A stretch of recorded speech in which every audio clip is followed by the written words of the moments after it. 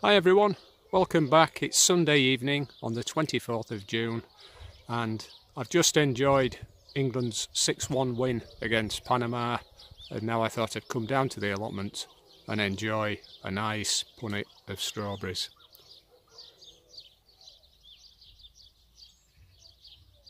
And this is about the 9th punnet that we've taken off, and thanks to the really nice weather they're very, very sweet. Just like England's win.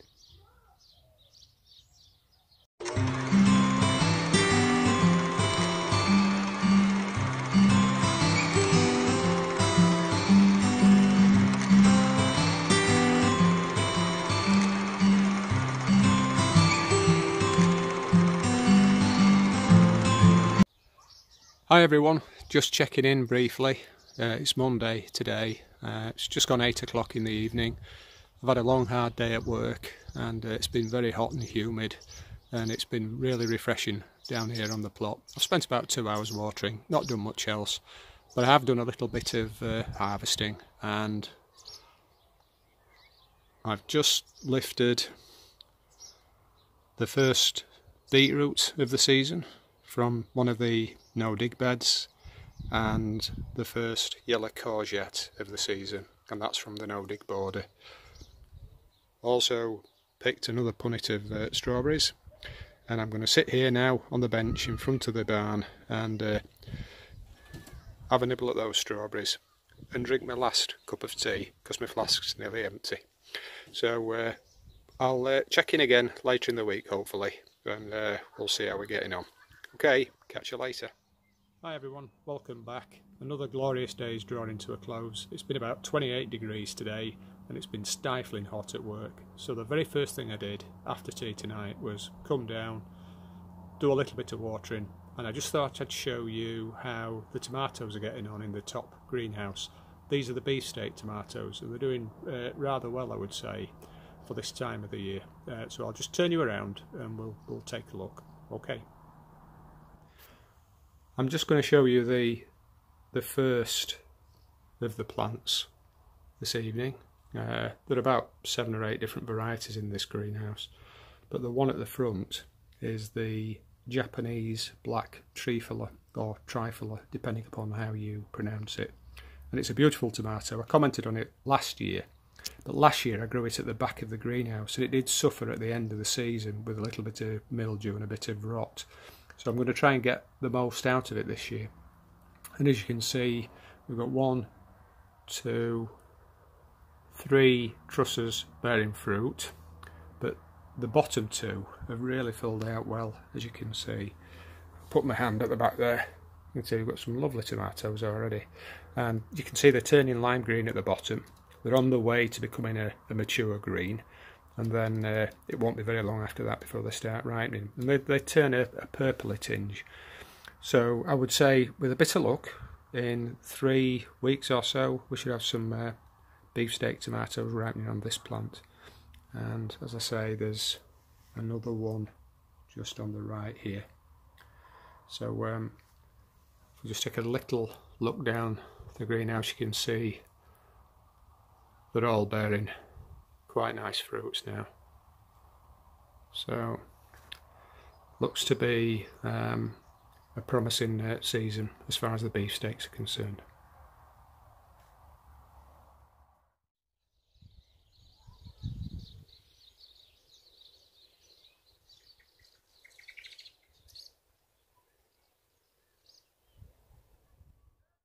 Hi again, welcome to another day on the plot. Had an early finish at work today and I decided to come down and do a little bit of harvesting on the no-dig plot.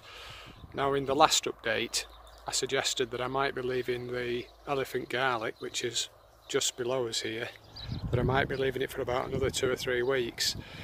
But actually, over this last 5 or 6 days, the colours continue to leach out of the plants, and I would say about 40% of the plants are now leaning over. There's one down here as well in the corner. So if I just walk to the bottom, you'll see that the colour's leaching out, that the leaves are starting to dry out. And you can see just with these here how the plants are going over by themselves. So I'm going to lift these. We've got 40 elephant garlic plants, and I think some of the bulbs are going to be okay. A few might be on the small side, as I said in the last update. I've got some baskets ready to put them into, and then to take them into the barn to dry off, because it's quite breezy in there. And then I'm going to top dress this bed with some more well rotten manure. I've actually got a little bit left, should just be enough, and it's about 18 months old. And then I'm going to put some French dwarf beans in there. So I'll start lifting them, and we'll take a look at the bulbs as we take them up. These are the first 3 bulbs that I've lifted, and I've chosen them deliberately because they just happen to be of varying size. You can see the one on the left is really big, it's quite substantial. Put my hand at the side of it, you can see it's a big one, is that one. The next one's a little bit smaller, but you can see the stem has not broken up quite as much, and it's a little bit thinner than the one on the left. And then the one to the right here is quite small, but still usable. But you can see the stem's much thinner, so there's a clear correspondence between bulb and stem. And you can see, as I mentioned in the last update, how as the cloves underneath begin to subdivide and separate, they have an effect on the stem, as the stem sort of separates as well. So it's quite a good sign really when you see that you know your bulbs are well developed. So we're 3 different sizes, and they're probably quite representative of the ones that are in here. They're probably a third of each size. So what I'm going to try and do is sort them by size into the trays here to my left. So I'll get them all up, and then we can have a closer inspection of the final harvest. But looking at these first few, and you can see the ones at the back, I don't know if you can see those, there are quite a few that are quite substantial. So I don't think we're going to be short of garlic this autumn and winter. The other thing that I'll just draw your attention to just before I pop them in the trays, should have mentioned it earlier, is these little things that you find clustered around the base of each bulb. They've got different names. Some people call them bulbils, others baubles, and I think they're also called corm. That's C-O-R-M. And you can see each bulb has got them. They're tinier on the smaller bulb, so everything's in proportion. But these are potential plants for the future. If you plant them again this season, you'll end up with a single bulb next year, and then in the second year they'll subdivide to form a complete bulb like that. So they are quite useful, and if you've got the space, you can pop them in the ground. And even if all your beds are full, you know, at the end of the season, or they're covered up or whatever, and you've got nowhere really spare, you can just pop them in a bucket, and then the following year, as I say, you'll have a bulb, and then you can plant them out somewhere else. So they're free plants, and they're about 5 or 6 around each bulb, so well worth hanging on to, you know, if you really like your garlic. And that's the elephant garlic for 2018 harvested, and these might be called no dig beds, but believe me, they really had to be dug out. As you can see, they were really well anchored and really deep, and this had no soil as such in this bed. It was all built from straw, green material, manure, hops, all kinds of things.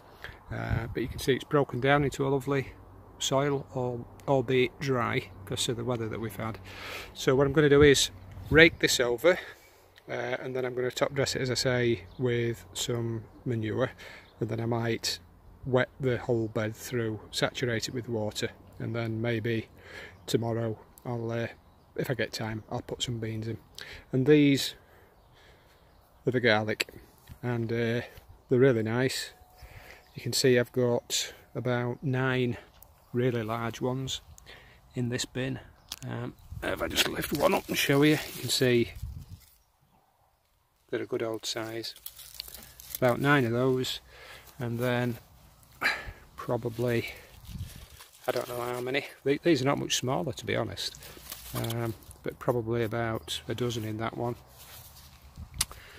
Then a tad smaller, but still perfectly acceptable. About a dozen of those as well. And then finally we've got 7 smallish ones. These are more akin to a normal garlic bulb, but they've all subdivided, as you can see looking at that. You can see the individual cloves inside and a few baubles buried beneath the outer leaves, but only one appears not to have subdivided. And had we known that it was like that, we'd have probably left it in the ground, wouldn't we, if it had been in a out of the way patch of ground. But it's been taken up anyway. It'll probably get put in a stew or something. But that's not bad. 40 bulbs, and one bulb subdivided into 2 actually, so I've got 41. But out of 40 bulbs, only one has not divided, and I would say 35 are of a very good or excellent size. So that's the first major no-dig harvest of this season. We've had a few courgettes and beetroot we saw earlier in the week, but these are going to head off into the barn now, where they'll dry out. So that's it for today. I think that's enough. We might call it a day for this update as well. I think it's long enough. As you can see, the weather's still glorious. Another wonderful day, and we've probably got another week of this to come. So I've got a heavy week at work, but I will be down in the evenings and at the weekend, and I might also make a start on the new potatoes in the ground. I've not done a reveal this year yet, so this year's first reveal might be a ground reveal rather than a pot reveal. So that's to come in the next update. Okay, thanks for watching. Really appreciate all your comments and your kind words. Have a great week. Enjoy the weekend. All the best. Take care.